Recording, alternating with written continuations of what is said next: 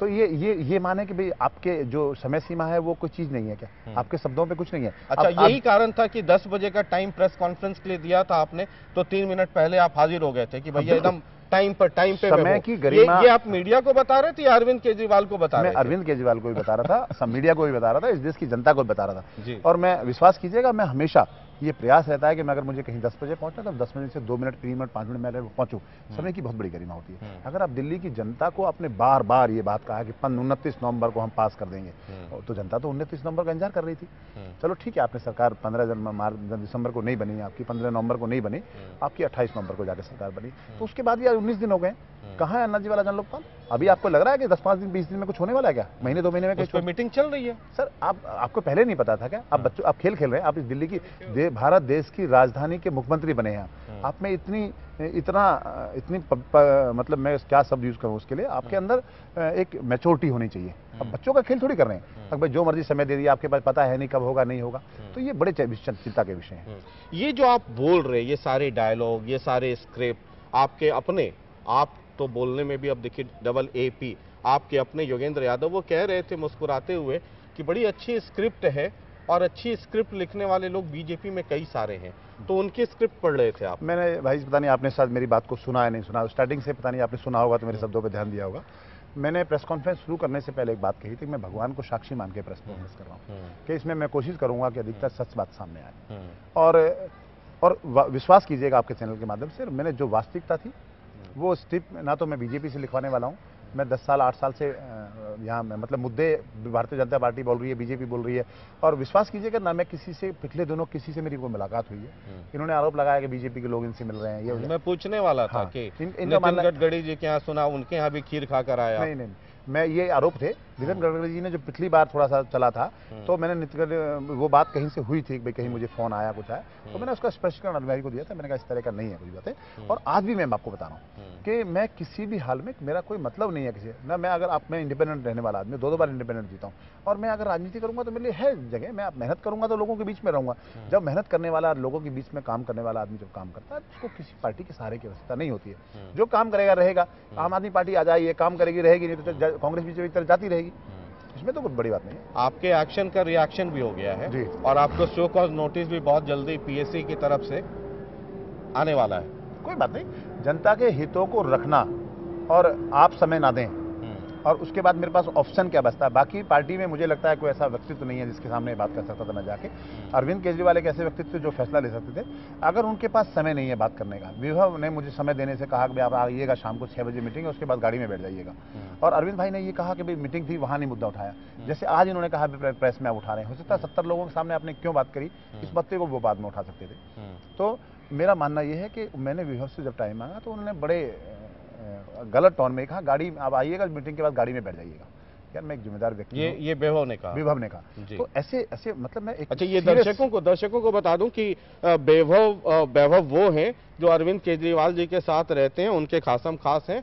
और अगर अरविंद केजरीवाल जी से बात करनी हो बहुत लंबे अरसे से, तो वैभव ही वो रास्ता है जिनके थ्रू आप बात कर सकते हैं। ये जरा बहुत सारे लोगों को नहीं पता होगा। नहीं, ठीक जी।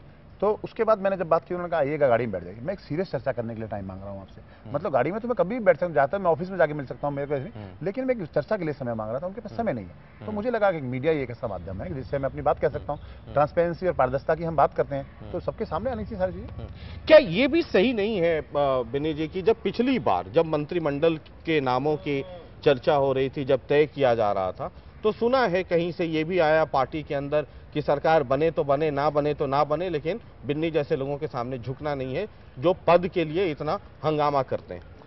मुझे लगता है कि गलत स्टेटमेंट था, और मुझे ये कहना कि मैं पद के लिए, ये एग्जीक्यूटिव आपकी जो पार्टी, अभी तो फिलहाल आपकी पार्टी है, उसके एग्जीक्यूटिव कमेटी के एक सदस्य का ही 2-4 जगह SMS गया था। आते रहते हैं ऐसे लोग, बहुत सारे लोग स्टेटमेंट देते रहते हैं, उनकी अपनी महत्वाकांक्षाएं हो सकती हैं, महत्वाकांक्षाएं हर आदमी की होती हैं, और गलत सही तो अलग निर्णय होता है। और मेरा ये मानना है कि अगर ये बात अगर पार्टी के लोगों से पूछेंगे तो ज्यादा बेहतर बता पाएंगे वो लोग।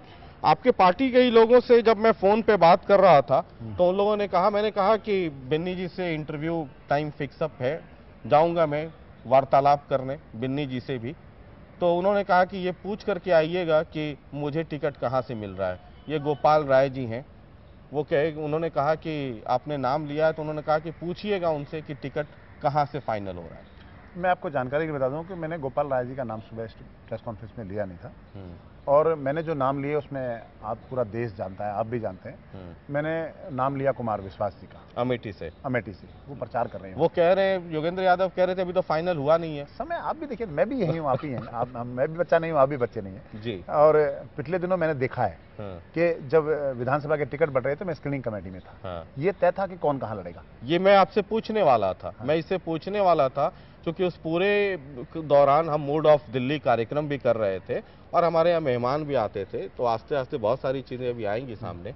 जरा ये बताइए मुझे, इंटरनल डेमोक्रेसी की बहुत बात होती है, ये 100 लोगों का सिग्नेचर करवा कर लाइए, ये करवाइए, वो करवाइए, उसमें कितनी ऑनेस्टी है? ये आपने आज स्टेटमेंट अपने उसमें भी कहा, स्टेटमेंट में भी कहा, जरा उस पर खुल करके लोकसभा में बताता हूँ मैं आपको जी। आज दिल्ली में कुछ सीटें फिक्स हैं, कौन कहाँ लड़ेगा। बताइए, नाम बताइए। जैसे साजिया इल्मी है, कहाँ से? नाम नई दिल्ली से सुनने में आता है या नई दिल्ली से। जैसे इस दिल्ली में आशुतोष जी लड़ेंगे। इस दिल्ली आशुतोष। जैसे अपने क्या नाम उनका, कुमार विश्वास जी जो हैं वो अमेठी से लड़ेंगे जी। जैसे अपने घोषित उम्मीदवार वो डिक्लेयर्ड। जैसे अपने वो आशीष तलवार हैं, उनका चांदनी चौक से या कहीं से कुछ। अच्छा, आशीष तलवार चांदनी चौक। दलीप पांडे जी का कहीं कहीं से नाम चल रहा है। कहाँ से चल रहा है? मतलब दिल्ली की सीट से, मतलब नॉर्थ ईस्ट से कहीं से, नॉर्थ ईस्ट से दिलीप पांडे। ये 4-5 नाम मैंने लिए और ये काम कर रहे हैं लोग। ऐसा नहीं है कि मैंने अपने मन से कुछ कह दिया, ये लोग वहां लगे हुए हैं काम करने के लिए। लोग, जनता देखती है, बताती है, आप जैसे लोग हमें आके बताते हैं कि कहाँ कहाँ क्या चल रहा है। और ये वस्तुता है कि अगर वहां आपने टिकट घोषित कर दिए तो वहां बता दीजिए लोगों को भाई यहाँ टिकट नहीं है, बाकी जगह आप अप्लाई कर दो जहां हमारे पास कैंडिडेट नहीं है। उस क्षेत्र की जनता को मूर्ख क्यों बनाया जा रहा है? आप उन हजार मतलब मैं इसको रिपीट कर रहा हूं पूरी गंभीरता के साथ।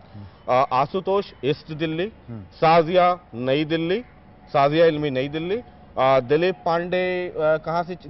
नॉर्थ ईस्ट दिल्ली, और चांदनी चौक तलवार साहब, वहां तलवार भांजेंगे। तो ये 4 हुए, 5 का मैं सुन रहा था कि फाइनल हो गया। वो अमेठी, अच्छा अमेठी कुमार विश्वास, ये 5 फाइनल है कि इनको टिकट मिलना ही मिलना है। और इसी जगह से कुमार विश्वास तो चलिए बड़ बोलेपन में कह चुके हैं। इसके अलावा मैं क्योंकि स्क्रीनिंग कमेटी बनी, मैं अभी आपको विधानसभा लेके चलता हूँ जी। मतलब ये लोकसभा वाले फाइनल है दिल्ली से। तो अगर ये फाइनल है टिकट जी, आपको लड़ाना है, कुमार विश्वास को लड़ाना है, उनको लड़ाना, तो आप बता दीजिए अमेठी फाइनल है, ये लड़ेंगे। इसके बाद जो सीटें बची है उस पर आप आवेदन दे दीजिए। तो दिल्ली की जनता के साथ धोखा ना हो, आदमी नाराज ना हो आपसे, उसको गुस्सा ना आए, उसके साथ नाइंसाफी ना हो। आप दिल्ली के चुनाव की बात करता हूँ, मैं स्क्रीनिंग कमेटी में भी था। पटपड़गंज से मनीष सिसोदिया को लड़ना था, तो फिर शॉर्टलिस्ट किस बात की? ये तय था। विनोद कुमार बिन्नी को आपने कह के अरविंद केजरीवाल ने अपने घर बुलाया। घर बुलाने के बाद ये बोला कि भाई आपको लक्ष्मीनगर से लड़ना है, आप नॉमिनेशन भर के दीजिए। मनीष सिसोदिया जी ने खुद मुझे अपने 100 साइन करा के दिए। मेरे जमीन ने उसको अलाउड नहीं किया, तो मैंने कहा भाई मैं खुद जाके साइन कराऊंगा, मेरा अलाउड नहीं करता भाई, आप एक नियम है तो मैं